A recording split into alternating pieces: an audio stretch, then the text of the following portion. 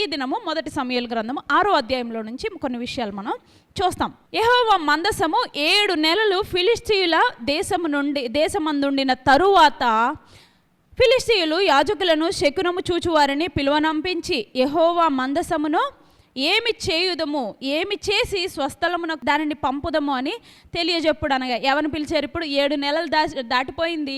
ఈ గడ్డల రోగంతో దాదాపు చాలామంది చనిపోయారు. చూడండి 5వ అధ్యాయంలో చూస్తే గాతు పట్టణంలో చనిపోయారు. దాగోను గుడిలో అలాంటి పరిస్థితి వచ్చేసింది. మిగిలిన వాళ్ళందరికీనేమో ఎక్రోనీయులు కేకలు వేసేశారు. ఎక్కడికి వెళ్తే అక్కడ యెహోవా హస్తము ఆ పట్టణపు పెద్దలకును పిన్నలకును రహస్య స్థానములలో గడ్డలు లేపి వారిని మొత్తి గొప్ప నాశనము కలుగచేసిందంట. దాదాపు 50-60 వేల మంది చనిపోయారు. అలాగా కొంతమంది ఏమో చావక గడ్డల రోగంతో అలా ఇబ్బంది పడుతూ ఉన్నారంట. ఈ రోగం నుంచి లేకపోతే దేవుడు ఇలా మొత్తుతున్నాడు, దేవుని కోపము నుండి మనము ఎలా తప్పించుకోవాలని వారు ఏం చేస్తున్నారంటే చూడండి 6వ అధ్యాయం మొదటి 2 వచనాల్లో మనం చూస్తాం. యెహోవా మందసము 7 నెలలు ఫిలిష్తీయుల దేశమందుండిన తరువాత ఫిలిష్తీయులకు ఒక ఆలోచన వచ్చింది. ఏంటి? ఫిలిష్తీయులు యాజకులను శకునము చూచు వారిని పిలువనంపించి, ఎవరు? వారి యాజకులు. వారికి 5 పట్టణాలు ఉన్నాయి. అష్టోదు వారికి 1, అష్టోజు, గాజా, అష్కెలోను, ఎక్రోను వారు, ఇలాగా మొత్తానికి 5 పట్టణాలు ఉన్నాయన్నమాట ఫిలిష్తీయులు. అయితే ఇందులో ఉన్న ముఖ్యులైన ప్రధానులందరినీ, ప్రధాన యాజకులను 5గురిని, 5 పట్టణాలు కదా ఫిలిష్తీయులకి, ఈ 5 పట్టణాల నుంచి ఒక్కొక్కరిని పిలిపించి తీసుకొని వచ్చి వారు ఏం చేస్తున్నారు? వారు అలాగే ఇంకెవరు శకునము చూపించుకునేవారు అనమాట. ఇప్పుడు సోదగండ్రు శకునాలు చూపించుకోవడం వీళ్ళు భయంకరమైన విగ్రహారాధికులు కదా. ఫిలిష్తీయులందరూ కూడా భయంకరమైన విగ్రహారాధన, అంతెంత విగ్రహారాధన కాదు.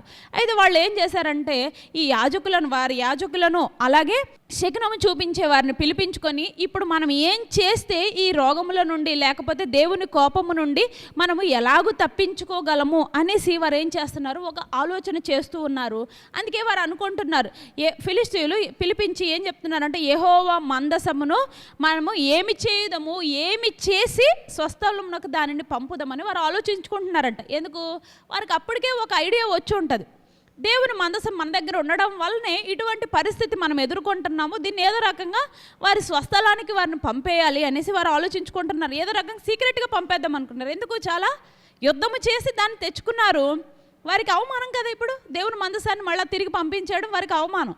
అందుకే దీన్ని ఎలాగ సైలెంట్గా పంపించవచ్చు అని వారు అనుకున్నారు. కానీ అక్కడ యాజకులు మంచి మాట చెప్తారు. వారు ఇశ్రాయేలీల దేవుని మందసం 3వ వచనం చూద్దాం 6వ అధ్యాయం.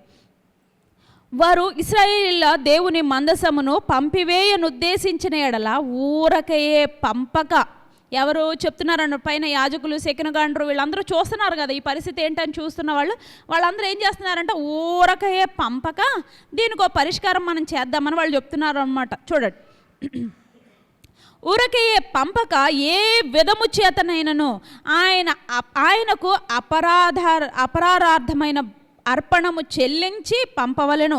అప్పుడు మీరు స్వస్థత నొంది ఆయన హస్తము మీ మీద నుండి ఎందుకు తీయబడకయుండునో మీరు తెలుసుకొందురనిరి. ఫిలిష్తీయులు మనం ఆయనకు చెల్లించవలసిన అపరాధార్థమైన అర్పణ మీదని వారిని అడుగగా, వారు మీ అందరి మీదను మీ సర్దారులందరి మీదను ఉన్న తెగులు ఒక్కటే గనుక ఫిలిష్తీయుల సర్దారుల లెక్క చొప్పున 5 బంగారపు గడ్డల రూపములను 5 బంగారపు పందికొక్కులను చెల్లింపవలను. కాబట్టి మీకు కలిగిన గడ్డలు గాను భూమిని పాడు చేయు పందికొక్కులకు గాను నిరూపింపబడిన గడ్డలను చుంచులను చేసి పంపించి ఇశ్రాయేలుల దేవునికి మహిమ చెల్లింపవలను. అప్పుడు మీ మీదను మీ దేవతల మీదను మీ భూమి మీదను భారముగానున్న తన హస్తము ఆయన తీసివేయును కాబోలు. ఐగుప్తీయులను ఫరోయును తమ హృదయములను కఠినపరచుకొనినట్లు మీ హృదయములను మీరెందుకు కఠినపరచుకొందురు? ఆయన వారిలో అద్భుత కార్యములను చేయగా వారు ఈ జనులను పోనిచ్చిరి. ఇశ్రాయేలీయులు వెళ్ళిపోయిరు కదా. కాబట్టి మీరు క్రొత్త బండి ఒకటి చేయించి కాడిమోయని పాడి ఆవులను 2 తోలి తెచ్చి బండికి కట్టి వాటి దూడలను వాటి దగ్గర నుండి ఇంటికి తోలి యెహోవా మందసము ఆ బండి మీద ఎత్తి అపరారాధముగా ఆయనకు మీరు అర్పించవలసిన బంగారపు వస్తువులను దాని ప్రక్కనే చిన్న పెట్టెలో ఉంచి అది మార్గమున పోవునట్లుగా విడిచిపెట్టుడి. అది బెత్షెమెషునకు పోవు మార్గమున పడి ఈ దేశపు సరిహద్దు దాటిన ఎడల ఆయనే ఈ గొప్ప కీడు మనకు చేసెనని తెలుసుకొనవచ్చును. ఆ మార్గమున పోని ఎడల ఆయన మనలను మొత్తలేదనియు మన అదృష్టవశము చేతనే అది మనకు సంభవించననియు తెలుసుకొందుమనిరి. వారు అలాగున 2 పాడి ఆవులను తోలి తెచ్చి బండి కట్టి వాటికి దూడలను ఇంటి లోపల పెట్టి యెహోవా మందసమును బంగారు గడ్డలను పందికొక్కు రూపములను గల ఆ చిన్న పెట్టెను బండి మీద ఎత్తగా ఆ ఆవులు రాజమార్గమున పడి చక్కగా పోవుచు అరచుచు బెత్షెము మార్గమున నడిచెను. ఫిలిస్తీయుల సర్దారులు వాటి వెంబడియే బెత్షెమెషు సరిహద్దు వరకు పోయిరి. బెత్షెమెషు వారు లోయలో తమ గోధుమల చేలను కోయుచుండిరి. వారు కన్నులెత్తి చూడగా వారికి ఏం కనబడిందంటే వారికి మందసము కనబడెను. దానిని చూచి వారు సంతోషించిరి. ఆ బండి బెత్షెమెషు వాడైన యెహోషువ యొక్క పొలములోనికి వచ్చి అక్కడనున్న ఒక పెద్ద రాతి దగ్గర నిలువగా వారు బండి యొక్క కర్రలను చీల్చి ఆవులను యెహోవాకు దహన బలిగా అర్పించిరి. లేవీయులు యెహోవా మందసమును బంగారపు వస్తువులు గల ఆ చిన్న పెట్టెను దించి ఆ పెద్ద రాతి మీద ఉంచగా ఆ దినము బెత్షెమెషు వారు యెహోవాకు దహన బలులు అర్పించిరి, బలులను వధించిరి. ఫిలిస్తీన్ల సర్దారులు 5 అంతవరకు చూచి నాడే ఎక్రోనునకు తిరిగి వెళ్ళిరి. అపరారార్థమైన అర్పణగా ఫిలిస్తీయులు చెల్లించిన బంగారపు గడ్డలు ఏవనగా అష్టోదు వారి నిమిత్తము 1, గాజా వారి నిమిత్తము 1, అష్కెలోను వారి నిమిత్తము 1, గాతు వారి నిమిత్తము 1, ఎక్రోను వారి నిమిత్తము 1. ప్రాకారములు గల పట్టణముల వారేమి పొలములోని గ్రామముల వారేమి ఫిలిస్తీయుల 5 సర్దారుల పట్టణములన్నిటి లెక్క చొప్పున బంగారపు పందికొక్కులను అర్పించిరి. వారు యెహోవా మందసమును దింపిన పెద్ద రాయి దీనికి సాక్ష్యము. నేటి వరకు ఆ రాయి బెత్షెమెషు వాడైన యెహోషువ యొక్క పొలములోనున్నది. బెత్షెమెషు వారు యెహోవా మందసమును తెరిచి చూడగా దేవుడు వారిని హతము చేసి ఆ జనులలో 70,070 మందిని మొత్తెను. యెహోవా గొప్ప దెబ్బతో అనేకులను మొత్తగా జనులు దుఃఖాక్రాంతులైరి. అప్పుడు బెత్షెమెషు వారు పరిశుద్ధ దేవుడైన యెహోవా సన్నిధిని ఎవరు నిలవగలరు? మన యొద్ద నుండి ఆయన ఎవరి యొద్దకు పోవలనని చెప్పిరి. కిర్యత్యారీము కాపురస్తులకు దూతలను పంపి ఫిలిస్తీయులు యెహోవా మందసమును మరలా తీసుకొని వచ్చిరి. మీరు వచ్చి మీ దాపునకు దానిని తీసుకొని పోవాలనని వర్తమానము పంపిరి. చూసారా, ఇది జరుగుతున్న స్టోరీ ఏంటండి? యెహోవా మందసము ఫిలిస్తీయుల దగ్గర నుండి ఇప్పుడు ఏదో ఒక చోటకి వెళ్ళాలి అని వారు ఒక ప్లాన్ వేసుకున్నారు. ఎందుకంటే అది ఉండే కొద్దీ ఇంకా మాకు నష్టమే జరుగుతుంది, జనులు చచ్చిపోతున్నారు, ఈ రోగములతో మొత్తబడుతున్నారు అనేసి వాళ్ళు ఏం చేశారంటే యాజకులను పిలిపించారు, శకునగాండ్రను పిలిపించి ఇలాగని చెప్పారు. ఏమని? వారు మరి విగ్రహారాధికులు కదా, వాళ్ళు ఏదున్నా ఆ రోగానికి సాదృశ్యంగా ఉండే రూపములను తయారు చేసి దేవుడికి అర్పణగా అర్పించేవారు. అలాగే వారికి గడ్డలు వచ్చినాయి కదా, రహస్య స్థలములలో గడ్డలు వచ్చినాయి కనుక 5 చెప్పాను కదా, 5 పట్టణములకు సాదృశ్యంగా 5 గడ్డలను బంగారు గడ్డలను గడ్డల రూపములను తయారు చేయించారు. 5 పందికొక్కులను కూడా తయారు చేశారు. ఎందుకంటే వారి దేశమును కూడా పాడు చేసినాయి గనుక, ఈ దేవుని క్రియలన్నీ కూడా వారి దేశములను కూడా పాడు చేసినాయి గనుక వారు ఏం చేశారంటే ఈ ప్రతిమలను తీసుకొచ్చి దేవుని మందసాన్ని తర్వాత ఒక చిన్న బాక్సులో ఈ గడ్డలను ఈ పందికొక్కులను పెట్టి దాన్ని ఒక 2 కర్రల మీద మోసుకొనుచు వాళ్ళు ఇప్పుడు ఒక ప్లాన్ వేసుకున్నారు. మళ్ళీ ఎన్నాళ్ళు మీరు మీ హృదయాన్ని కఠినపరచుకున్నట్టు ఇంకా కఠినపరచుకోవద్దని వారి యాజకులు చెప్పారు. సరేలని దీన్ని ఏదో రకంగా తోలివేద్దామని వాళ్ళు ఏం చేశారు, సిద్ధం చేస్తున్నారు. అయితే అక్కడ యాజకులు ఒక మాట చెప్పారు, ఎవ్వరూ వాడని పాలు ఇస్తున్న ఆవులు ఉంటాయి కదా, ఆ దూడలను తెచ్చి వాటి మీద ఈ కాడిని పెట్టాలి. ఆ దూడలు ముందెన్నడూ కూడా ఎప్పుడు కాడి మోస ఉండకూడదు. అంటే దేవుడు సెకండ్ హ్యాండ్ దేవుడు కాదు, దేవుడు పరిశుద్ధుడు. దేవుడు అన్ని ఛాన్సెస్ అయిపోయిన తర్వాత దేవుడు కాదు, దేవుడికి అన్నీ కూడా నీ హృదయం దేవుడికి ఇచ్చేయాలని దేవుడు కోరుకుంటాడు. దేవునికి ఇవ్వవలసిన స్థానం దేవుడికి ఇవ్వాలని దేవుడు కోరుకుంటాడు. దేవుడే పైన ఉండాలని దేవుడు కోరుకుంటాడు. ఆయన అతి పరిశుద్ధుడు కనుక ఆయన అంత సావరెన్ గాడ్ అంటారు. ఇంగ్లీష్లో అయితే ఈజ్ అ సావరెన్ గాడ్ అంటారు. ఆయన అతి పరిశుద్ధుడు కనుక ఆయన అటువంటి పరిశుద్ధ స్థానమే కోరుకుంటాడు కనుక ఆయన మందసాన్ని మోసుకు వెళ్ళే పశువులు కూడా అంత పరిశుద్ధంగా ఉండాలని కోరుకున్నాడు కనుక పాలిచ్చే దూడలు ఉంటాయి కదా, అవి ముందెన్నడు ఎవరు వాడనివి అయి ఉంటే ఆ వాటి మీద నా మందసాన్ని పెట్టి తీసుకొని వెళ్ళాలని ఆ యాజకులు చెప్తారు. అట్టి రీతిగానే తీసుకొని వెళ్ళాలి. మళ్ళీ ఇక్కడ ఇంకొక స్కీమ్ వేశారు. ఏంటి? ఫిలిస్తీన్లు ఒకవేళ ఇది బెత్షెమెషుకు వెళితే, బెత్షెమెష్ అనే ఊరు అంటే అది ఇశ్రాయేలీల ఊరు అనమాట, అక్కడికి వెళితే దేవుడే మనల్ని మొత్తినట్టు, లేదంటే ఒకవేళ ఇది మళ్ళీ ఇటు అష్టోదులోకో లేకపోతే గాజాలోకో ఇటేటన్నా వచ్చేస్తే ఈ దూడలు ఈ మందసాన్ని పట్టుకొని ఇటు కనుక తిరిగితే ఇదేదో బై ఛాన్సే మనకు జరిగింది, దేవుడు చేసింది కాదన్నట్టు వారు ఒక స్కీమ్ వేసుకున్నారు. కానీ ఆ దూడలు కూడా దేవుని మాటను చక్కగా వినుంటాయి నేను అనుకోవడం. అందుకే అవి ఏం చేశాయి? స్ట్రైట్గా పాటలు పాడుకొని ఎక్కడికి వెళ్ళిపోయినాయంట? బెత్షెమెషులో యెహోషువ అనే అతని ఒక భక్తుని ఊరిలోనికి, అతని పొలంలోనికి వెళ్ళి అక్కడ ఆగిందంట.